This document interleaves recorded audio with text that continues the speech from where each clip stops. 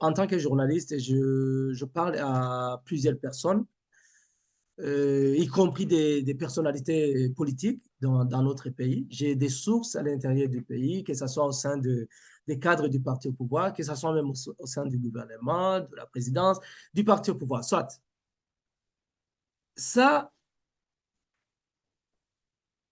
vous avez entendu que Bunyoni aurait dit, d'après mes sources à l'intérieur, effectivement, qu'il a été en contact avec moi en 2017, qu'il m'a contacté d'abord pour me féliciter à l'occasion de la naissance d'un enfant, de l'un de mes enfants, que qu'il aurait, qu'à partir de là, il aurait voulu avoir des informations auprès de moi sur la liste des autorités poursuivies par la CPI. Bon, tout d'abord, je dois vous dire que ça n'a rien de vrai. Quand j'ai entendu cela, effectivement, je suis allé voir dans, dans mes antérieures communications sur Facebook. Moi, je n'ai jamais été en communication avec lui en 2017.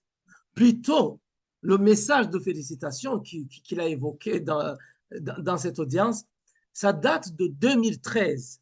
Effectivement, en 2013, ça, j'ai pu même montrer à certains de mes collègues. En 2013, il m'avait envoyé un message de félicitations à l'occasion de la naissance de l'un de mes enfants du 17 novembre 2013.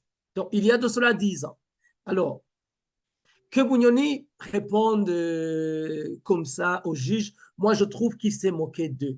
Quand Bunyoni répond que la personne qu'il a alertée, qu'il a prévenue pour qu'il prenne fuite lors de sa première tentative d'arrestation, quand il cite le général Emmanuel Ndaïziga, et que vous savez que Emmanuel Ndaïziga est le chef du cabinet civil du service de renseignement, mais tout le monde comprend qu'il y a quelque chose qui cloche. Je vous ai montré les contradictions autour de cette citation.